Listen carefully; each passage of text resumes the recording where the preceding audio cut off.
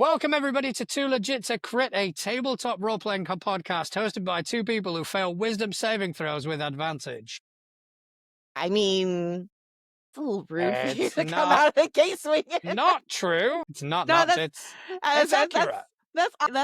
You know what? I'm gonna go home. Except The fact that I've got a cut on my finger proves that fucking point. I mean, yeah, I have the olds. I have a case of the olds. I took Bella for a new route. No, I'm Case of the serious. Hear me olds. out. Hear me out. I took Bella for a new walking route, and where I live, there's a lot of hills and mountains and whatever. And during the walk, I'm fine. I'm like, yeah, this is great. Whew, great, great. And then like later that day into this morning, now when I bend my knees, there's this like creaking sound. I've got old people knees. I say something I am finding myself saying more and more each day now. It's wait till you get to my age. But you're not even old. You're a little person age still. I really am not. Yeah. I think we really all wish we am were. not anymore. Oh, there's my light. Hello. Hi, So, friends. hey to everyone in chat. Special shout out to Isaiah, who is amazed that Atlas has a show. Isaiah, by the way. Sorry, I apologize. But hi, Isaiah. So glad you're joining us today. Yeah, no, good times. Hi, chat. Yeah. Hi, friends. We love you all. Much love. So, yeah, we're just discussing our lack of wisdom. Yeah, which is a lot, actually. I decided today, I went and got my groceries, picked up my groceries, and I had the all-knowing, brilliant wisdom saving throw idea today. I was like, I need to really cut down on my spending. So I didn't get coffee. I didn't stop by Dunkin' Donuts. I didn't get coffee. I didn't get a chocolate cake donut. I didn't do it. And I didn't get a little bagel or something on the side. I was really, really, really good. Well done. Good Picked for up you. my groceries. On the way home, I stopped by the nursery. I have 3 new plants. Girl math. I didn't spend money on junk food. I spent it on plants that last longer. I did healthy options today. I went to the gym. My supermarket's right next to the gym.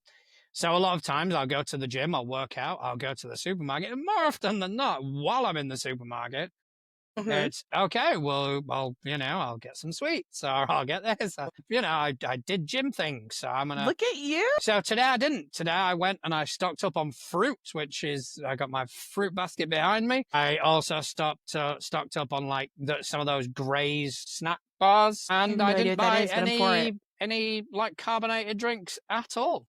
See, here's the problem. I was only water in the house, maybe some sugar-free energy drinks. That's it.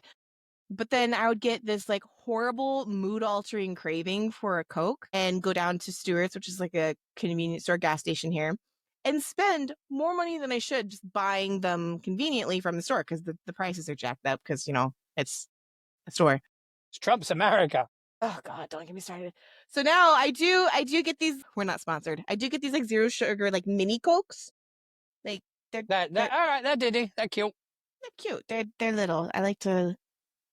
Anyways, but yeah, no, I stand by very much so. I work out so I can do at least some of the things that my characters can do because all my characters are these powerhouse roar, and I'm I can at least walk the distance they can walk. I'm pretty sure. Well, I'm not. Yeah, I work out so I don't die at 50. Now I can squat like none other. The amount of weight that I can squat is shocking, which is probably why my knees creak. Now that I think about it. Probably. I'm trying to ignore the fact that I can squat. It's like, what do you call them? No, we call them squats, but I know there's someone there going, OnlyFans? There's someone listening to this kind of clicking on your links now just to see. Right. That's the default now. It's all fucking you artwork. Stream? Where's your OnlyFans? Oh, dang it. It's all fucking artwork. It is only, but here's the thing. I have to update you listeners or viewers of the show.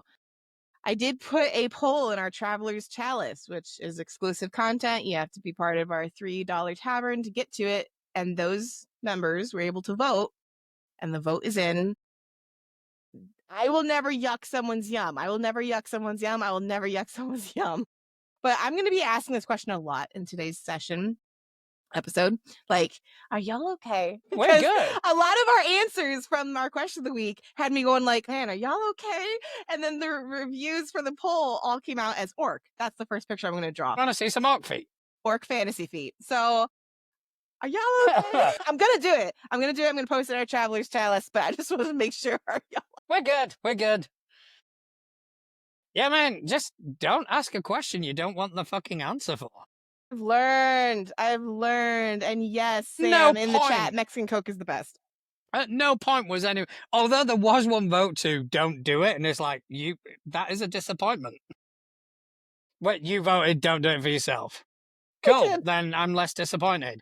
I'm very proud of the members of our Traveler's Chalice. All of our members, it was unanimous across the board, orc feet. And I'm like, I just threw in the don't do it to see if maybe if one person did it, if others. But I guess you couldn't see the votes until like after the fact. And to be honest, it's like elven feet. You imagine them very much like human feet. Yeah. Like the other option, what did you put? You put elven or goblin or other. Goblin. So for me, it was a toss up between goblin or orc because it's like I want to see something a bit more different. You know, it'll be different. Just to feed that non-existent kink that I have. Good to know. No, feet don't do it for me, oddly enough. Yeah, no. I mean, like shoes do it for me. Like I'll see a pair of shoes and I'm like, holy hell! But I mean, it's not like a sexual thing. It's just a normal shoe thing. Is it even a tiny bit sexual thing? Yeah, look at a pair of shoes and go. No, but I have. This isn't even on topic, but I have seen.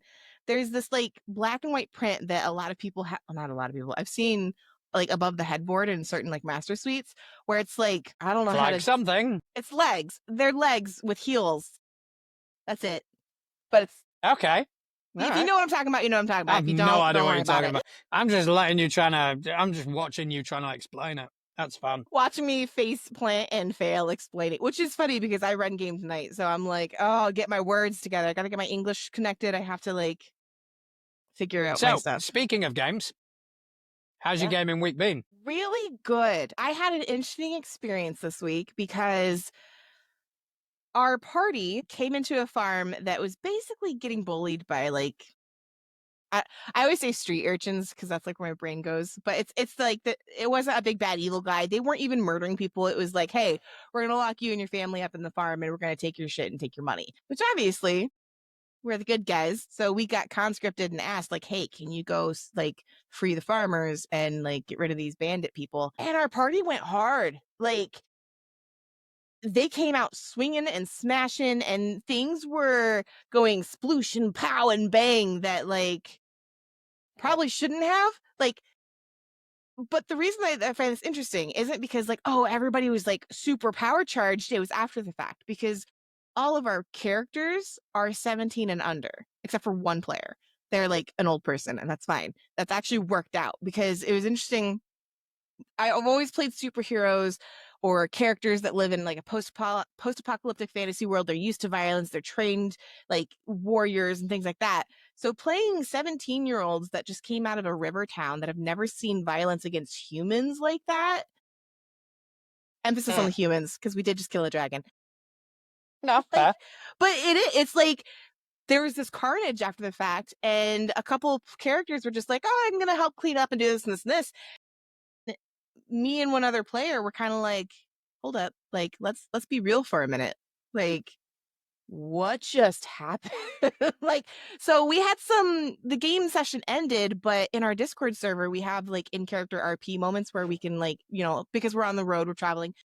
And I kind of opened it up to the party. I was like, hey, so Maja, my character's name, like Maja's not doing great. She probably hasn't eaten in a while, just so we're aware of the vibes of the party before next session starts. And that actually trickle affected because one of the other players was like, yeah, no, like we're not good. And it opened up this really cool RP session like in between games where we got to really dive into character development of like, how would a 17-year-old, like I blew someone's spine out on accident. Like she literally I rolled really well. She turned, she had magical moment and just looked at the dude who, I mean, like was attacking people, but still looked at the dude, just poof. And like, that's not normal. Like, I feel like an adult would have a problem with that. A 17-year-old? So it was a really cool, like, RP developmental moment between games. And I feel like I like that. I like in between game like RP moments. It doesn't happen a lot, but yeah. I think that does harken back to when we were talking about ludonarrative dissonance, where Mhm. unless like in a lot of games, unless something is mechanically relevant, you have to put in extra effort Yeah. in order to deal with non-mechanical consequence. Yeah. And it's kind of along the same conversation of, "Oh, tell me about your character." "Oh, I play this." That's not no. What Tell me about your character, not, what your character can do. So it's been fun. It's been a fun story. This game we're currently in is one of those games where like you're constantly thinking about it in the back of your head. Like I'm constantly doing art for it. I'm talking to the other players about like stuff going on. But tonight I reunite my game. I haven't played my game. I had a mini hiatus. We're introducing a new character slash new player. I'm having to do some like damage control storyline wise. So I'm nervous, but I think I can pull it off. You'll be fine. Yeah.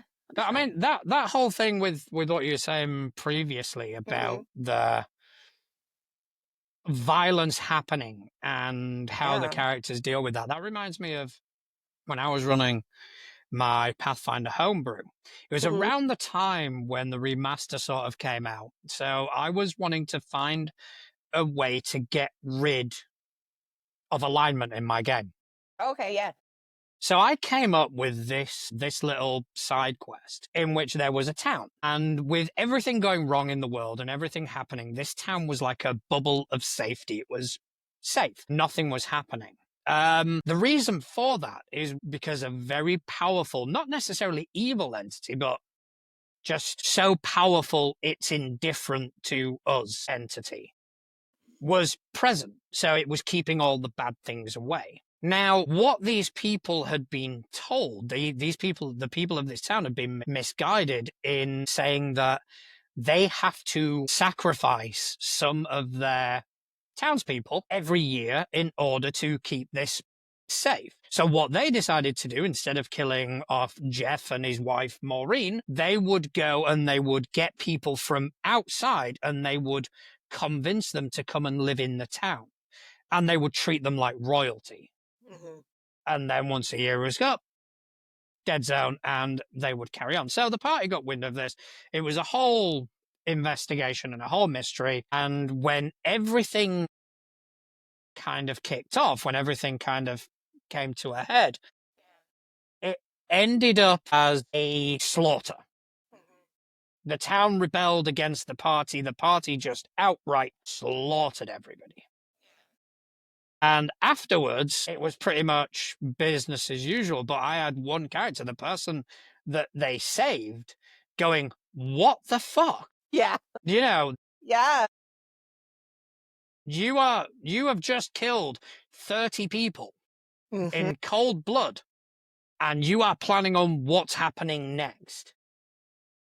Yes, you've saved me. Wonderful. But did you have to kill them? Right. Yeah. Was that the answer?" And basically, and I use that as a way to kind of make people realize that like the whole good, evil, all that spectrum was relative. Yeah. And I think, yeah, like alignment is relative because you have to remember like each character's point of view. And I really love, again, that's why I love developing characters with the storyline and not so much what they are, but who they are. Because like you said, it's relative. I got into a bad habit. I played a lot of Mutants and Masterminds for like a year or two. That was like I think the only system I played. And there's nothing wrong with that. We had such a good story going that it was just huge. But I got into the mindset of like I'm a superhero. Like and it's actually interesting because in our inmates game something happens to Halo that looking back on it I was like, okay, like I shrugged it off and I'm going that's not a normal reaction. Like even if like you are a superhero and these things, you're used to like getting beat up and smashing and whatever, like limbs being dismembered is not normal. You would have a little stronger reaction. So it's not even for me. It's not even always mechanic. It's like I play a type long enough that I have to like wait a minute. Like no, like like you said, it's perspective. Like someone that's not something someone normally experiences. Mm. Like, and I think that that's one of the beauty of this hobby. And I feel like this is like a no duh statement. But like part of the beauty of role playing is being able to put yourself in that situation and play that out, play that role of like, hey, I'm a 17-year-old girl who's got these magic powers. She doesn't know where they came from. She doesn't want them. Like when I'm speaking as Maja in character, it's a condition. She never says like, "Oh, I've got these powers." It's like, "I've got this condition I'm trying to get rid of." Like because to her, she's like, "I didn't ask for this. I don't want this." And it's hard. It's hard because I catch myself slipping where I'm like, "Yeah, when her stuff happens. Yeah. Stuff happens. Stuff happens. Things happen. Stuff happens." Speaking of stuff happening, Yeah. we Yeah, played how's your Delta gaming? Green on Wednesday. Thank you very much. I'm bringing the segues back. I mean, I think we haven't really leaned into the segues a bit, so I am trying to bring them back. When you get like a sound effect, a visual board, like boom, segue. Yeah, that's it. Just just like a sign that says segue. We don't have the budget for visuals. I'll make a graphic that's like the Subway sandwich logo brand, but it'll say Segway. Yeah, I don't want anybody to like closely associate us with Subway for obvious reasons. Yeah. All right, but yeah, we played Delta Green and we lost a character, which, considering it's Delta Green, is pretty fucking good going. They've lasted long, but it was genuinely a point of what's going to hit zero first, his sanity or his hit points. Hmm. And I think at that point, even the player saw the writing on the wall and went, "Yeah, I'm fucked." But it's Delta Green. These things happen. Yeah. Yeah. I these mean, things do happen. To be honest, He's known. especially in impossible landscapes, character dying is probably the best outcome. Oh, so messed up, but I totally get it. Yeah, I was kind of going, "Oh, if he hits zero, oh, if he hits zero," but then he died. It's like, well, at least now you get closure. Whereas if you don't, then I guess. I had a. Oh, sorry, I Okay. leaned forward and there's clicky sounds from my keyboard. I don't know what I pressed. So if something weird just happened to our viewers, Nothing I apologize. That's leaned. It's like, oh no. That's funny. Connell in chat. Wait, so John lost his Monk Archer 1 game, then a character died in Delta Green. Is this a PC death a week thing now? Maybe it is. Maybe next week I'll come in and be like, hey, one of my characters died. It's like Final Destination. I want to see the new one so bad. I didn't know there was a new one. I assumed that they'd hit their Final Destination at this point. No, there's a new one coming out in May. And here's the thing. I like those because they're fun, but I can only watch them like once. Like, I can't rewatch them. So there was a reel on Instagram the other day where it was like somewhere in the States on like a motorway. There's like 5 lanes. Yeah. In the middle lane, there's one of these trucks with fucking logs on it and no cunts behind them. Nobody. It's like movie's ruined people. That movie has ruined people. That movie has made streets safer because people are very conscious about driving. I thought that was funny though. I've had a lot of people with the new one. They're hiding their septum rings because there's a scene involving a nose ring, a septum ring, and so people are like watching the trailer and they're flipping their septum rings back up in their nose or they're taking them out completely. And I'm like, oh well, there goes another industry. I think I saw 2 of them and then I just lost interest. That's why I can only watch them once because it's kind of there's certain horror movie like industries that's like you watch one, you watch them all. It's not. Yeah, and I think Final Destination. Saw was like that for me for a while until I found out the big twist at the very, very end, like 6 movies down the road, and then I was like, now I got to go back and rewatch all of them because I'm interested now. Yeah, I think Saw did it really well in which every twist added to something else. Yeah. So I think they did it really well, but Final Destination after the second movie, it's like, it's death. Death's going to win. I want to play a TTRPG like that. I won't say there's one like that I know of, but there is one it's a Forged in the Dark cyberpunk game where you are doing your last heist. So you are going, effectively, you are either going to die or get captured, or you are so it is the last heist that you're running. I want to do like an escape room survival TTRPG. We've talked about this briefly, like with Bullet Train. I'll find these like movies or themes that I'm like, oh, I want to play a game like that. Like, I don't want to run it. I want to play it, but nobody's running or building this. I should build the game. You should check out the I'm begging you to play another role-playing game Facebook group. because a lot of the interactions that go on there is basically that question. Someone going, I've had this idea. What game can I use? And yes, Fate and GURPS are mentioned in every fucking thread. But then there are other sort of like suggestions where they're really good. So yeah, you should check it out. We also played Abomination Vault. Okay.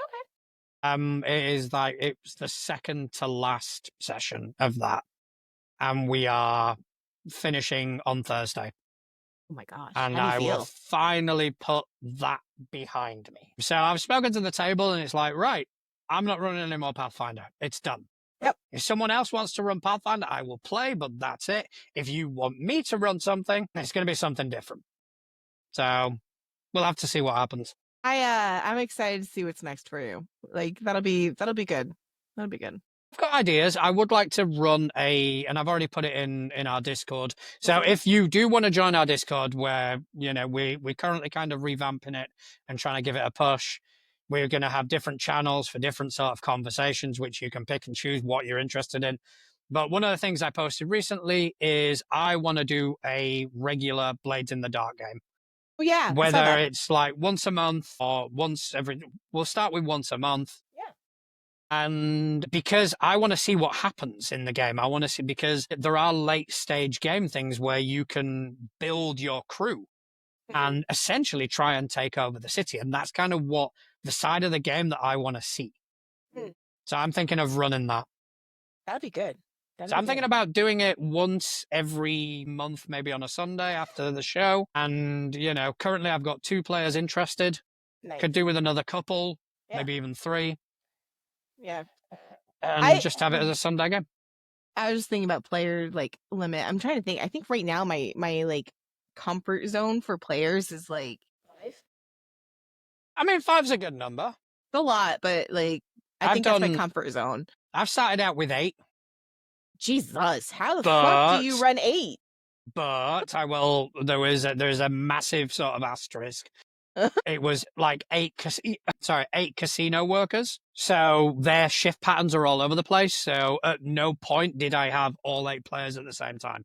Got it. Okay. I thought you meant 8 in a game, because that's what I was talking about. I was like, holy hell. How do you... That makes sense, though. So Connell just asked about Savage Worlds. I've already got Savage Worlds planned. That is for when Impossible Landscape ends. We're going to start Savage Pathfinder, and we're going to be doing Skull and Shackles. Gonna be good. Yeah, it's the bugbear. I never finished it, and I want to finish it. Yeah. Because I think it is a fun... Well, get rid of book 1 because it's shit, but the adventure itself is a lot of fun. I mean, you're playing as fucking pirates. And I love pirates. There are things like mass battles, and you get to be eventually in charge of a fleet, and very Pirates of the Caribbean. I love pirates so much. And they're so hard to do well, though. It's like bacon. I love bacon. People are like, well, you never eat bacon when you go out to eat. And yes, because I love bacon. I like bacon done correctly, not just a bacon snob, So bacon, right? How do you do bacon correctly? I like it crispy. Not crispy to the fact that it's burnt, but if I have to bite into my bacon and pull to eat it, no, that's not bacon. It needs to be you bite it and you can just eat it. Fair enough. I'll get that. Yeah. I think that's still quite an easy thing to accomplish. You would think, but everybody's like, no, that's overdone. And nobody here puts when I ask for a bacon, on a breakfast sandwich or a burger or on the side from my breakfast plate, whatever I go and I have to ask for it burnt. And they look at me like, oh, okay. I'm like, no, burn the bacon and we'll be good. And they're like, okay. And they bring it back and it's never burnt. It's done perfectly right. I'm like, okay. God damn those people doing their jobs properly. But yeah. Those bastards. Pirates. I love pirate games. I want to play more pirate games, but I feel like you have to be so careful because certain role-playing games, tabletop role-playing games, whatever, can get a little cabin feverish. If I'm on the same boat doing the same thing for 3 sessions, I will get so bored. Throw me a boat battle. Throw me you docked at town and there's this thing you have to deal with. I can't do the I'm saying with books though. These people will be like, you should read this book. I'm like, they're on the boat and doing nothing for like 12 chapters. I can't. I can't do that. I mean, in their credit, the guys at Paizo, they did try that with this adventure path, but it did suffer from being Pathfinder in the sense that there was a lot of fill. There was a lot of, okay, so now you have to go into this dungeon and face these creatures which have nothing to do with the plot. You know, all they're going to do is drain your resources. They're going to give you XP so you can level up. So by the time the end of the book comes, you are ready to face whatever. But they did kind of try and mix it up where they've added in like a reputation mechanic where that's cool. In order to like pass certain barriers or get a seat at the table, you have to have a high enough reputation. But the problem is when it came to let's get into ship battles, players tried it once and went, fuck me, this is bad. And they lost all interest. So it just became a grind. And the first book is like that. The first book is fucking shocking. But I'm going to do my own thing for the first book. And not only that, because 2 of the players already played in Skulls and Shackles, I want to give them a different experience. Yeah, absolutely. You know, and on top of that, the way that the adventure path begins doesn't lean into the piracy aspect of it. Okay. Because, spoiler alert, you start press ganged. Okay. So there's no preamble. It's basically, hey, you created this character. This character, we're telling you it has to be a pirate.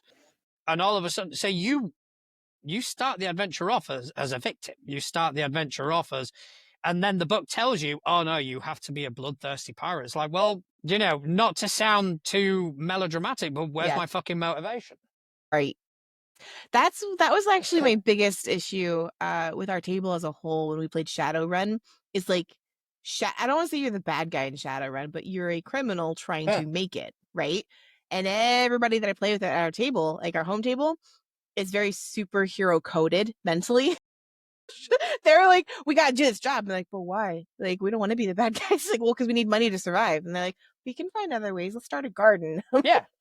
I had one player who was aboard a pirate ship because he was searching for his father. So it's like, so what happens when we get to a pirate town and he goes, I can either be on a fucking boat with no answers for the next 6 months or I can investigate in this pirate town. Why the fuck am I staying in this adventure? Yeah.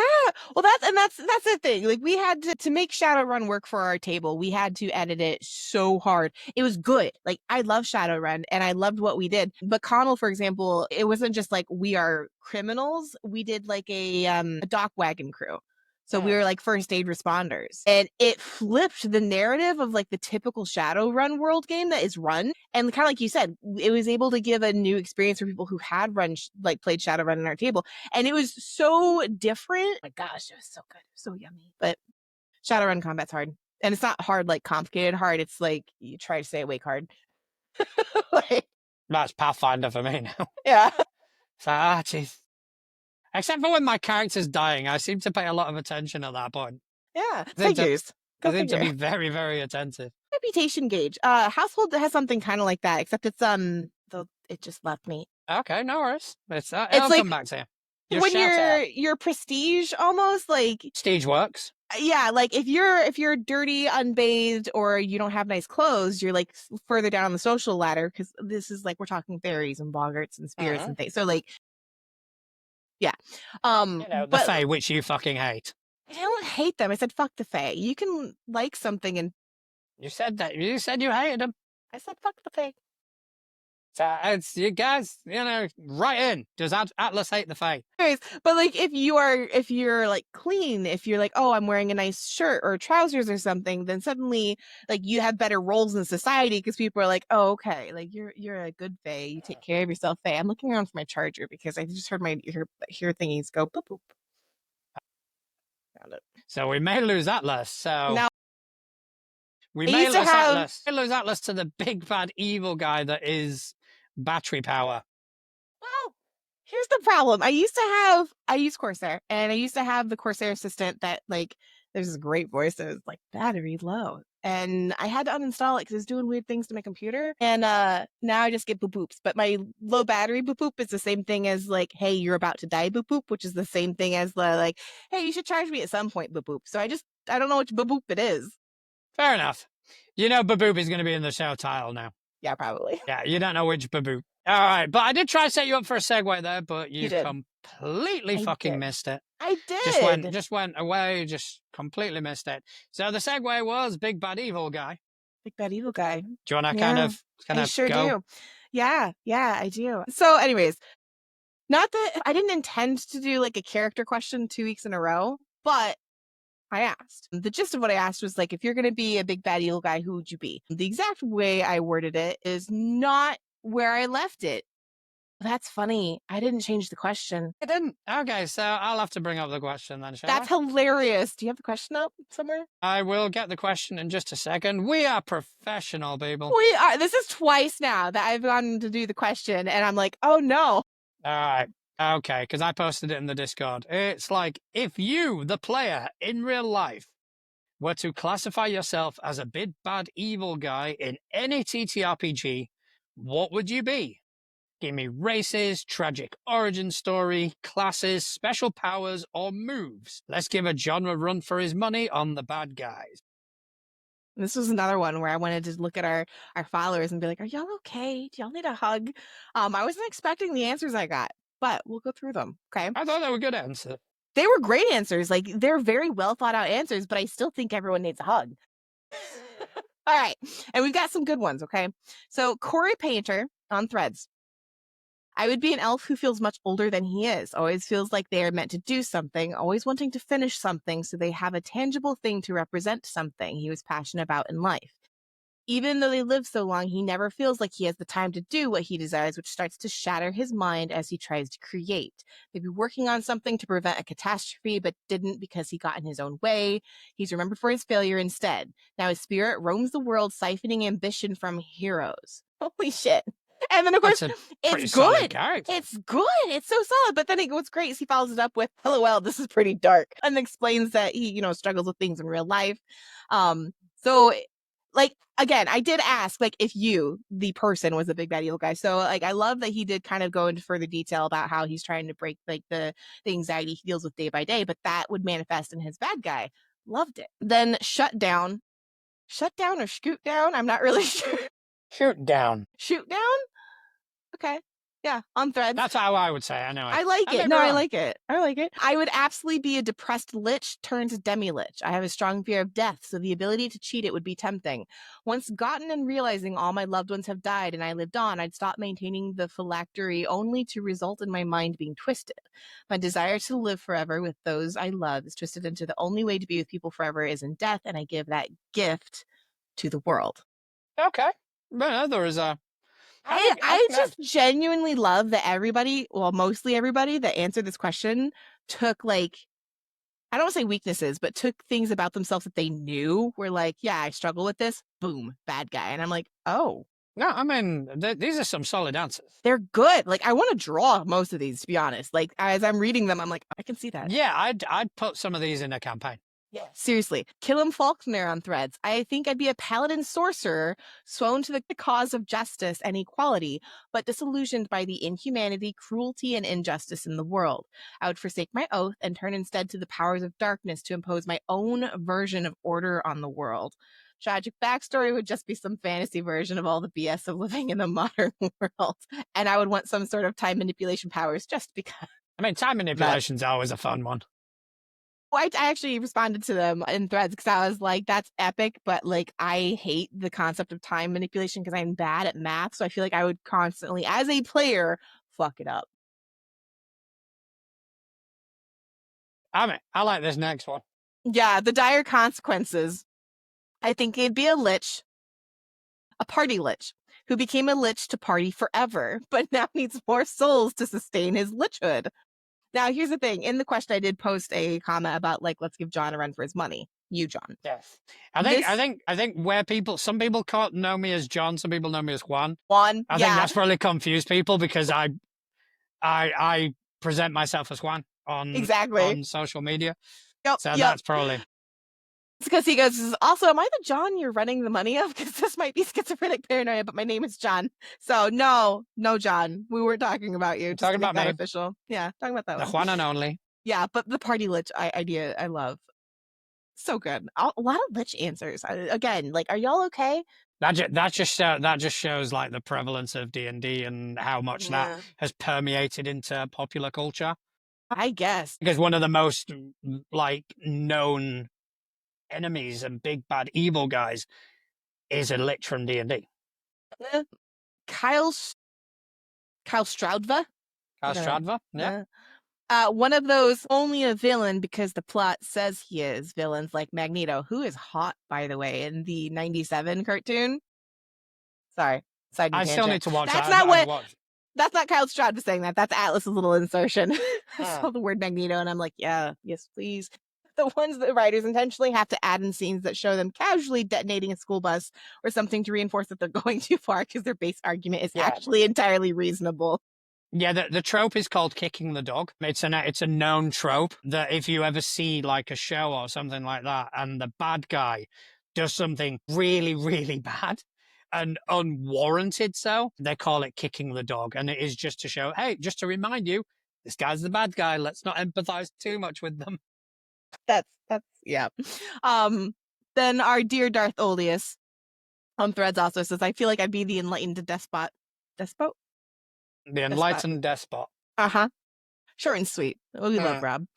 And then our own Connell, I'd be a road to hell as paved in good intentions villain, likely a superhero or vigilante who decides he knows what is best and goes too far. My former allies just wouldn't understand what needs to be done, that sometimes you have to make some sacrifices for the greater good, like a true hero. Like a true hero. Yeah, like a true hero. Like a true hero. I could not agree more. Like a true hero. For those Yep. listening or watching that don't know the inside joke, John plays in Mutants and Masterminds character that is not a true hero. He is a true hero. He is He's the not. true hero. He's not. He's just not full of shit like yours is. Mine's not a hero. She just wants out of jail. I did add one more. I do. Yeah. Go ahead. You go ahead with this one because I like something's wrong with my throat. Okay, fair enough. Okay, so Stefan over on our Discord, Mm-hmm. he added that I think I resonate a lot with Thorgrim, a scion of Thrym. Thorgrim is a gargantuan ice titan. He uses his natural persuasiveness to enlist frost giants and create a gigantic ice steading in the Frostfell. He got his start as a guardian titan for the Emperor, but was cast out of proper titan society because of the jealous titan, a scion of Memnor, whose love interest fancied Thorgrim over the scion of Memnor. That scion pleaded a case to the Emperor of Titans, that Emperor fabricating Thorgrim's wrongdoings. So Thorgrim was cast out, but did not wallow in self-pity. No, he went where most titans don't go, the Frostfell. There he started amassing an army of frost giants to one day march upon the golden city of Titans and slay the scion of Memnor, punish the emperor, and then rule the golden city, transforming it into a frozen landscape. He has several attack options like his massive ice axe, but his favorite is the glacial upheaval, digging his hands into the ground and launching a magically conjured mass of ice 100 feet into the air, with his enemies upon it, making them fall the 100 feet back to the ground. That's detailed. Stefan went in. He went to the lore. We love lore. Yeah, we love it. We love it. But here's the thing. What my takeaway from that was like, I don't know if Stefan here, our dear Stefan, is going, yeah, frost giant, because I'm big and strong and scary and raw, and he doesn't give up. He was like, yeah, no, I formed an army, let's go.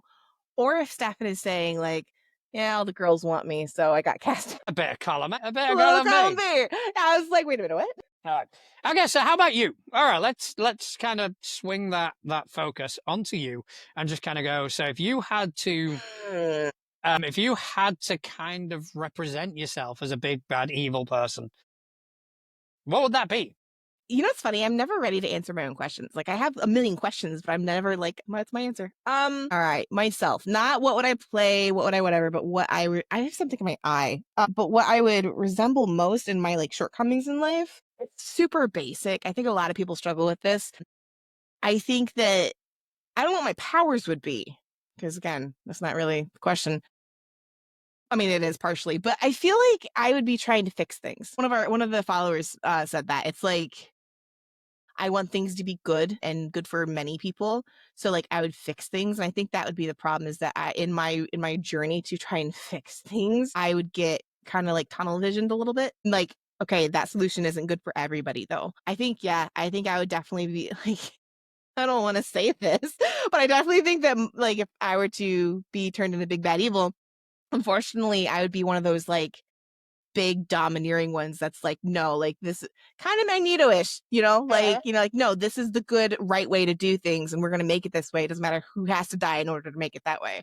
I think I would agree quite a lot with Connell Yeah, for myself. I can see that.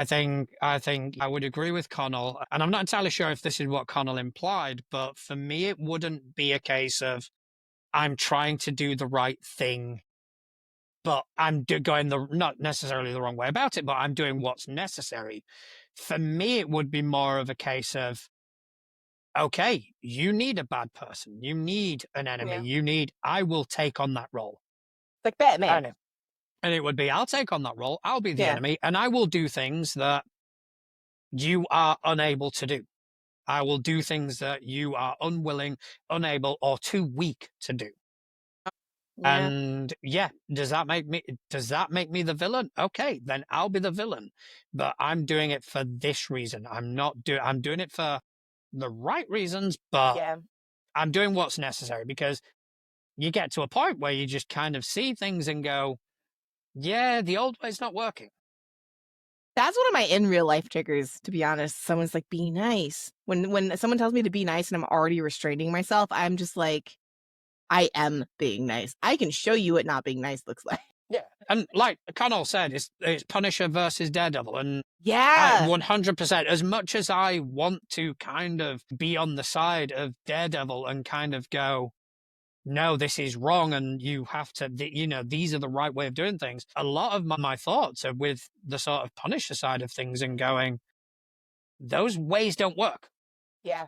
You know, Yeah. Which I think, to be fair, a lot of villains do. Like, I don't think there are not a lot of evil coded villains anymore in the world, if you really think about it. no. Like, which In the is, world, yes. well, In in in popular media. culture, not so Yeah, much. in media culture. That's actually one of my biggest pet peeves, to be completely honest with you. I noticed it. It's been around a lot longer than that, but I noticed it the heaviest with Loki. They painted Loki in the Marvel movies as bad guy, but lovable bad guy. Little brother bad guy.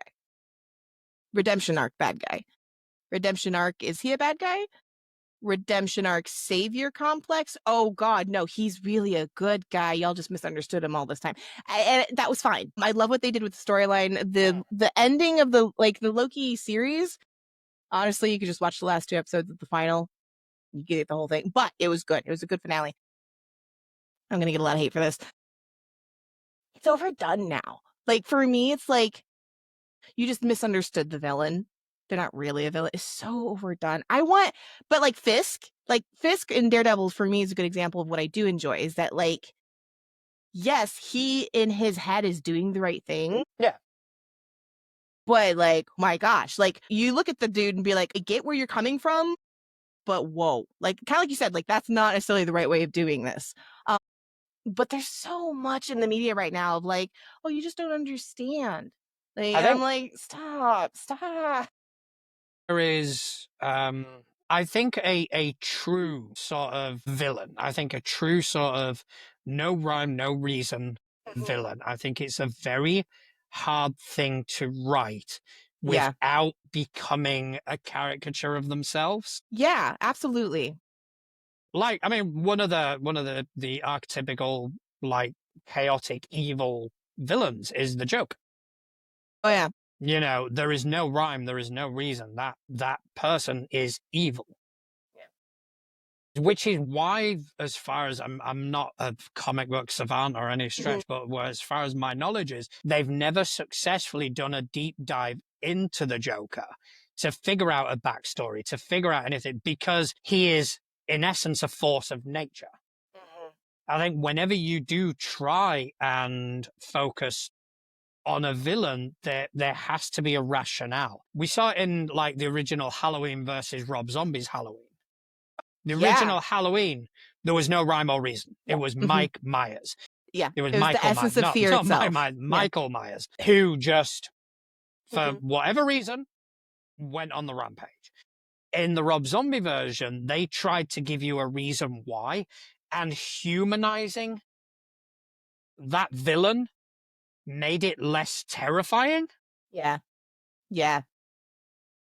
And I get that you want the villain to be solid. I get that you want it to be empathetic because you want to understand, like, you want the character to have depth. You want your villain to have a backstory, and I get that. But I just think that there's a very, very thin line between, like, okay, I understand where you're coming from. I understand that point of view, but you're still wrong and scary. Kind of like you said, yeah, like you almost, if they make them too human or too empathizable, is that a word? It is now. Okay, empathizable. I like it. It takes away the scariness. It's like it goes from like, oh, I'm scared of you to like, no, I don't want to have those feelings for my villain. Not only that, but then you get points where it's like, yes, this is the villain, Yeah. but they've got a point. Okay, actually, you know who did it beautifully? And to be honest, I actually mimic a lot of my, I shouldn't say this because some of my players listen to this, but I mimic a lot of my big bad evil guys off of Del Toro bad guys. We've talked about this. I love Del Toro Yeah. so much. His movie Mama is freaky as hell. Okay, it's terrifying. But by the end of that movie, once you understand what the monster is, you feel bad for it. You're Yeah. still scared to death of it because you're going, no, no, no, no, no, no. But at the end, you are like, I don't know if I was in that situation, I don't know what I would do because there's still that fear of like, scary bad guy.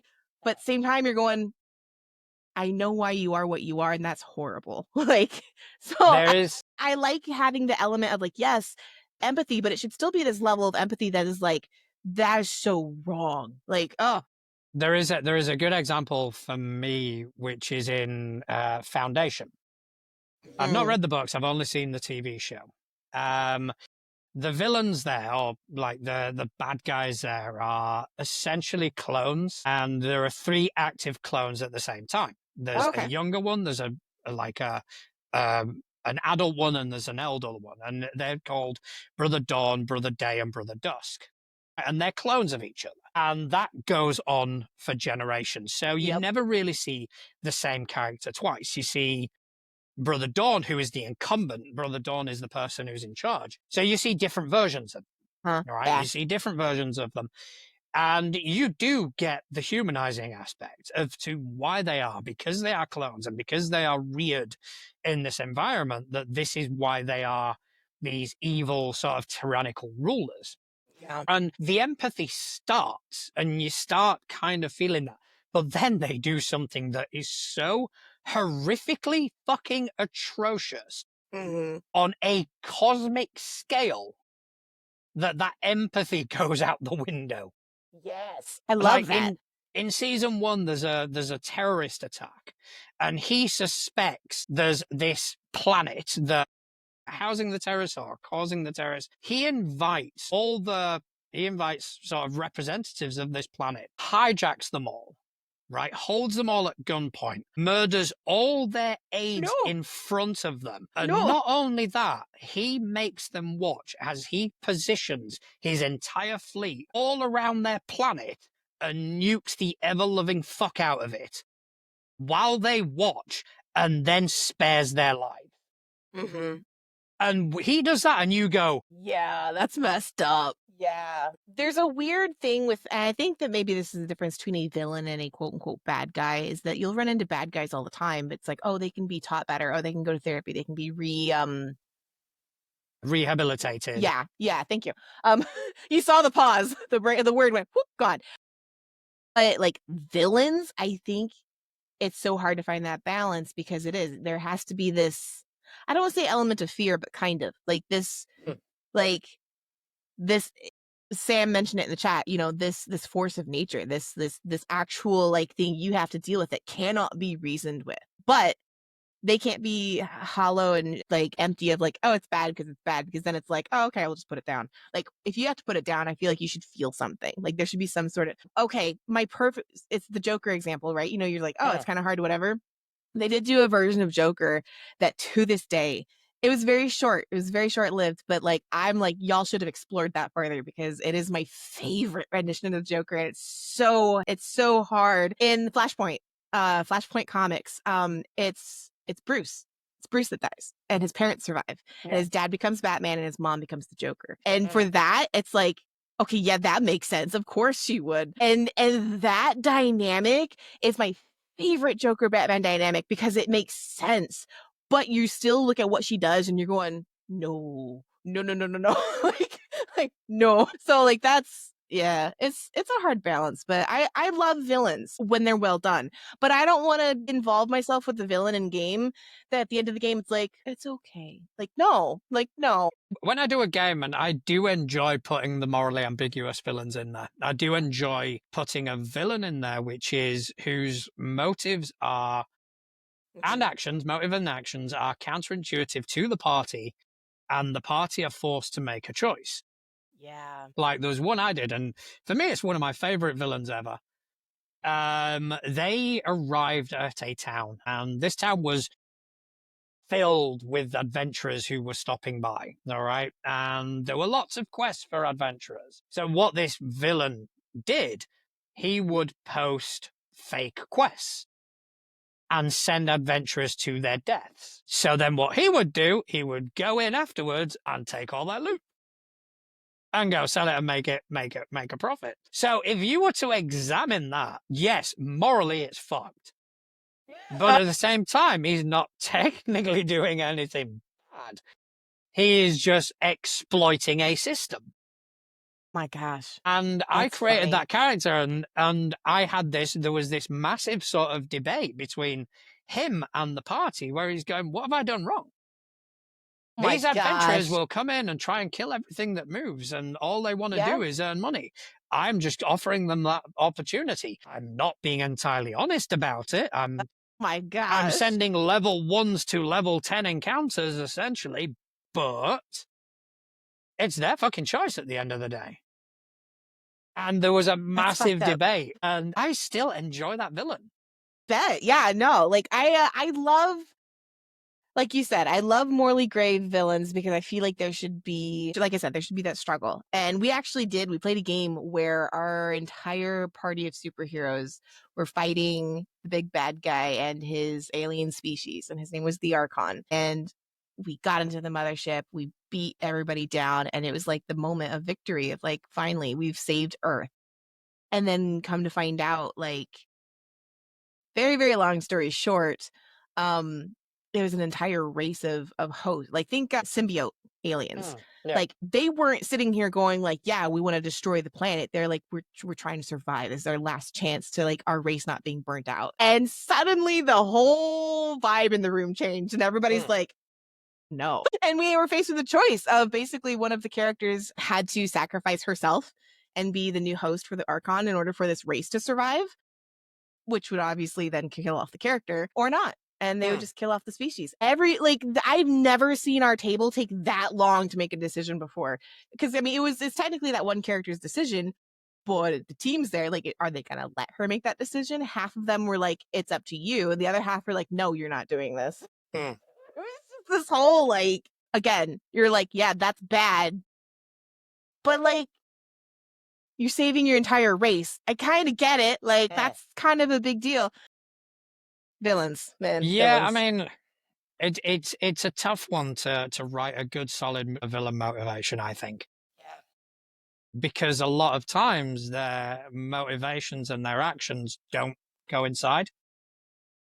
Like in Abomination Vaults, spoiler alert, the main villain there is a ghost who was shunned by a particular city's society 500 years ago and whatnot. So her response 500 years later is to abolish the city in its entirety. And you kind of go, yeah, okay, that's the actions that they're doing to kind of highlight them as the villain. Realistically, it's a big leap from motivation to action. You know, and I think that's where a lot of villains kind of fail. Where, okay, so yes, this villain had a tough childhood, but now he's blowing up the world. It's like, What was I watching? I just watched a show about that. Oh, the new season of Black Mirror is up. In case you didn't know, go watch it on Netflix. Not sponsored. The second episode. The second episode, there's what you could consider a bad character doing bad things in it, and then you find out why they're doing this thing, and it's from like this horrible experience in high school, and you're going, that like what? Like, I got bullied. I'm going, I mean, oh, that you can kind of in a way lead to that, but I'm thinking when it goes astronomical, when it it goes. did though. That's what I'm saying. Like, I I've don't not want to. seen it, so Yeah, I'm trying to be vague. I don't want to ruin anything for anybody, but like, it is a astronomical, like multi-universe affecting thing because someone got bullied in high school, and I'm going, that seems a little much. Like, I get high school trauma, trust me, I get it, but I'm just sitting here going, yeah, and I think something like Black Mirror, where you've only got like a 40-minute episode, it's hard to kind of yeah, track. So yeah, you just see the two polar ends of it. You kind of yeah, go bullied to let's destroy some planets, exactly. but you don't see the sort of the growth that Yeah, happens in between. So like, yeah, and that's when like giving the villains a motivation does kind of fall apart, because you kind of go, it, this is what started it off. Who knows what happened in between? and that's what I like about our hobby, tabletop role playing games. When you're writing your own story, which I know a lot of people don't, they run books or adventures, and that's fine. But like, you can kind of write your own villain and bad guy. In my current campaign I'm running right now, my without giving anything away, my villain is, Okay, that's a pause. I know, I gotta be careful how I say this. I made a very, very deliberate choice to not, I'm speaking with things on my desk, to not be like, oh, here is the big bad guy. Like, from the beginning, be like, here's the big bad guy. You need to go kill him. I very much so implemented, like, this thing happened. There are multiple, like, rivers flowing from that bad thing that happened that are spawning multiple bad things that are affecting the world. Yeah. And the players have figured that out. So, like, that's not a spoiler or anything. But it'll be curious to see, like, if their response is like, okay, let's build dams on all those little river points, and, stop the damage and see if we can fix it that way. Or if they're going to try and backtrack all the way to, like, let's see if we can, like, Figure out it's the whole 100 tiny horses or whatever fucking question. yeah. And 100 duck-sized horses or one horse-sized duck. Yes. And I have one NPC that my player Connell hates. And I think it's unwarranted, personally. But is it Tree Rider by any chance? It is Tree Rider. Yeah, I don't know how I knew that. Yeah, I don't know how he knew that in the chat. But yeah, no, I don't know. Tree Rider's not the bad guy. I don't know why you think he's the bad guy. Tree Rider's fine. He's totally the bad guy. She's full of shit. She told me privately. But you see, now I have the choice. Now I have the choice if he's not the bad guy, and I can just die on that hill, and that player's gonna be tormented and convinced that he is otherwise. Or I pull out the rug from everybody and surprise Tree Rider's the bad guy. And it's like, I knew it. But then, like, but did you? Or did I make that decision after the fact? So. Yeah, I mean, I've done that before. Yeah. I've changed the bad guy in the same Pathfinder homebrew. I you started might as well. out, Why not? I started out with like a bad guy, and then I don't know why I changed it, but I just thought it'd be a more fun idea, and it was. I completely changed it. I made who they were thinking were the bad guys were actually being manipulated by the real bad guy. I have a question for you, actually. Do you think that games need a villain? Do you think games need a BBEG? Or do you think that you can just have an adventuring party existing in the world and they have adventures and face smaller to medium-sized things? Or should there be an overarching, like, bad guy? No, because I've wanted to run something where it's basically, here's the world, here are your characters, and we will kind of see where it goes. I think it doesn't necessarily have to be a bad guy or a sentience. I think there has to be a sufficient conflict in order to provide resolution, to find a closure point for the campaign. Yeah. So that can be a bad guy. That can be the evil Lich Vecna, or that can be Strahd, or that can be whoever. But it can also be there's a conflict, and the bad guy isn't necessarily a bad guy, but it is this conflict that's happening between two nations. And, the party have to try and broker peace. That could be a bad guy. It doesn't have to be a sentience. I think there has to be an obstacle to overcome in order to bring the campaign to a close. In Household, which is the next game I'm going to be running for my table, it's very, I don't want to say political because that's going to give the wrong vibe, but it is very much so like, there used to be a war between the Fae and the Boggarts and the Sprite. There used to be a war, and now it's in this time of fragile peace where tensions are still high, but nobody's really fighting each other at the moment. Now, the book 2 just came out, and that's a whole other story because like the tree comes smashing through the window and surprise, there's like wild Fae outside. But that's we're not there yet. But they're all like, you can play the bigger story or you can play your own smaller story. And I'm finding myself pulling away from the book narrative, and because I've never run an adventure and I want to at some point. But I'm making my own like smaller storyline, and I know that this game is going to be much shorter than the current one I'm running, because the current one I'm running is like straight up homebrew everything, other than the system. But I'm curious to see if it works out. Let's just put it that way, because the bad guy in the game that I'm planning is very direct, like from the get go, bad guy. So I'm curious to see if I can pull it off and still keep their attention. Because I'm we'll sure you'll be see. fine. See. I think you're second guessing yourself. I do. I do that a lot. I do that a lot. Yeah. I don't think you've got anything to worry about. I think your game's going to go run well, and I think everybody's going to enjoy your villain reveal, as it were. Just a big shout out to Couch, who's jumping in quickly while at work. Enjoy work, my dude. Couch. Yeah. Since you don't love us anymore. I'm kidding. I'm totally kidding. He loves me. I mean, he does. You get to see Couch. I don't. I miss Couch. I see Couch once a week. About Couch once a week. I think a lot of people think about Couch once a week, if you know what I mean. And I think on that note, it is about time to bring the episode to a close. As fun as it has been. A villain episode. So yeah, I've got show titles in mind. Yeah. But yeah, I just want to thank everyone who's kind of joined us in the chat. It is also always it's always great to see you guys. It's great to interact and lovely to see you. We love you to pieces. Also, thank you, Atlas, for joining me this evening. If you want to tell people whereabouts they can find you on Tinterwebs. Yeah, you can find me on the interwebs, Atlas Ursa, Atlas like the Titan, Ursa like the bear. I interact with people. I'm not some weirdo that doesn't talk to people. So hit me up on Threads, Blue Sky, TikTok, Instagram. What else do I have?